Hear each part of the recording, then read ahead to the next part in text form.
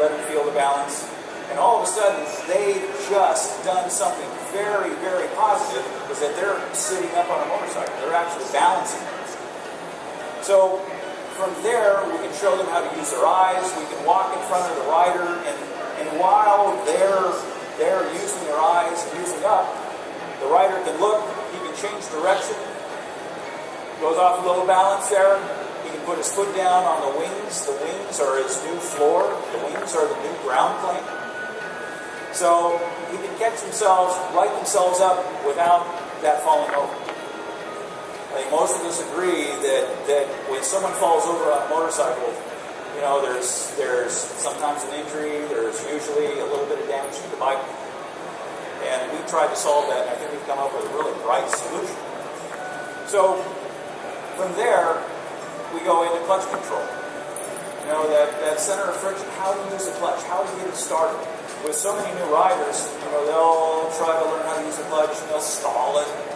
On the skid bike, they can stall the motor, but it's not going to pitch them off the bike. They're not going to fall down.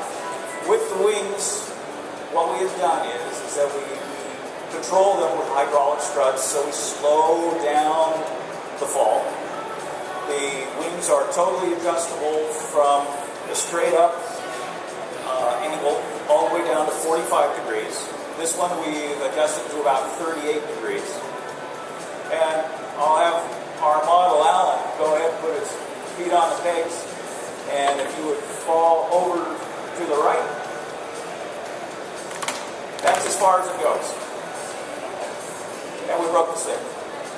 So,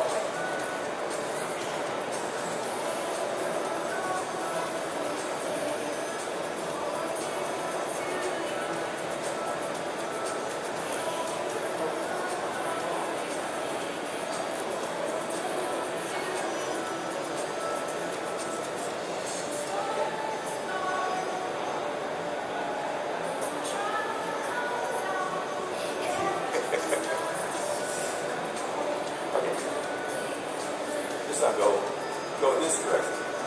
So what you see is that it falls down, we limit the lean angle,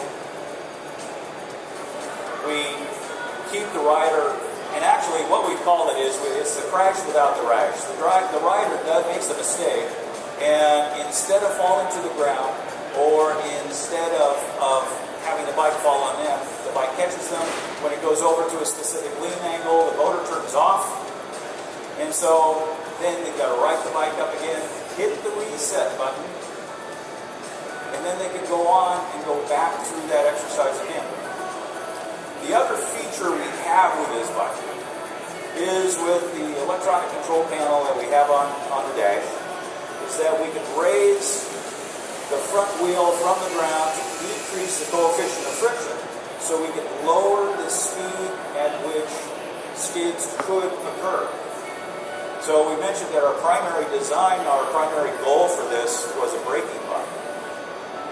So at a very low rate of speed, 10 or 15 or 20 miles per hour, we can allow the new rider, or maybe the experienced rider, to be able to practice threshold braking, critical braking maneuvers, both with the front brake, the rear brake, and most importantly, both brakes together.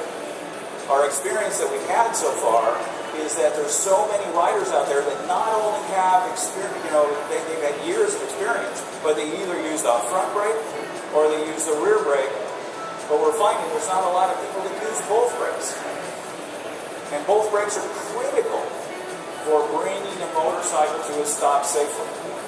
So in a very safe environment, we can put a rider, whether new or experienced, into many different weather conditions or loose conditions they may find on the roadway, so that they can get that muscle memory motor skill to be able to work the controls of the bike correctly.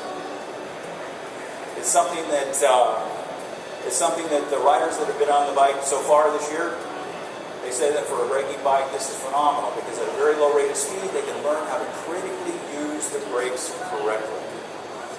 So I think it's a solution that's pretty valuable.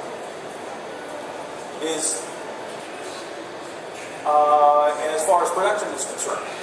Our first production bike will be ready for a CRF 250L in the end of December. And after that time, we'll start working on more models as they become available. Most everyone who has stepped by the booth or has talked to us would like the bike for whatever their interest is. And we're going to try to make that possible. One of the things that we would like to do, though, is keep it on a lighter bike. Be able to keep the technology so that light riders can manage the equipment. The heavier the bike, the bigger our equipment has to be. So we're going to try and see what we can do with a lighter motorcycle. Probably somewhere between the 500 to 600 range for the moment. So 500 to 600 cc range. But this 250L works just great for us. So before I'd like to open this up to any questions that you may have, something that I didn't cover or that you have questions from the press.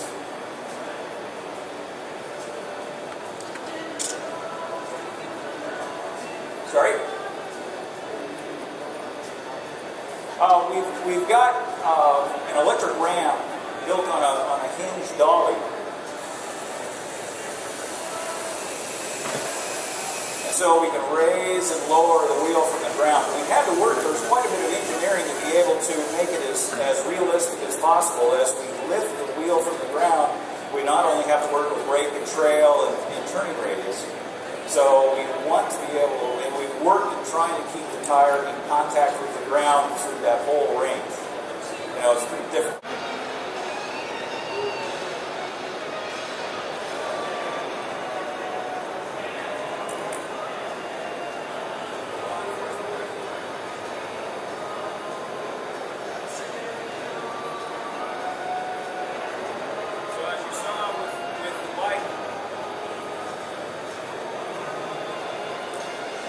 As you saw with the motorcycle when it crashed and slid around, that was a 911 call.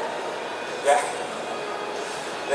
in any other situation, a mistake that big would have caused some injury and damage. So this is the ability to have a crash without the rash, to learn by mistake. I don't think we want to be able to give the rider the confidence that they know how to use the controls of the bike so these instances don't happen. So that these falls, these face plants, this being able to have the wheel slide out from underneath you, sometimes they never know what happened. And we want to be able to show them what happened, why it happened, and they can learn from that experience very quickly. We all know we learn by accident very quickly. So we want to give them that accident so that they can do the right thing and stay out of these predicaments. So, without further ado, also, as a sidelight to this, when we brought up SKIDBIKE, we've been doing skid cars for 24 years. And when we told our insurance company that we were going to have a skid bike, a skid motorcycle, they asked us, can you spell cancel? So we went looking for technology, for safety technology to go along with the skid bike. And so what we found was this very affordable airbag, personal airbag vest. This has bladders in the front. This has bladders in the rear, a very big bladder for the spine, and bladders around the head and neck, much like a HANDS device. So I'm going to pull Alan's chain, so to speak. Attention media, attention media.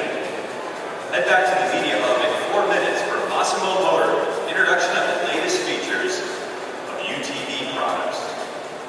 That's okay. Massimo Motor, introduction of the latest features of UTV products in the media hub in 4 minutes. So I can pull him.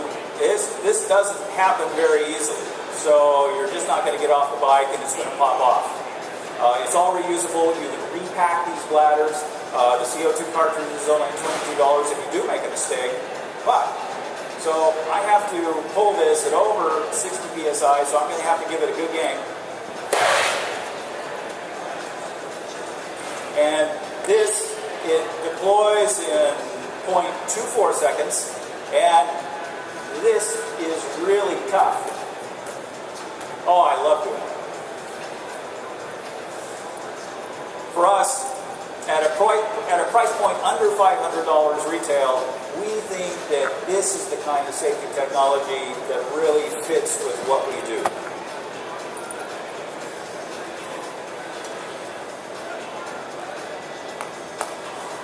So we're at booth number 1525. If you want to see the technology, if you would like to have him deploy another one, Alan would be happy to do that. We'd be happy to answer any questions for you that if you have more for the skid bike. But thank you very much for your participation, and we're glad to be here. We're thrilled.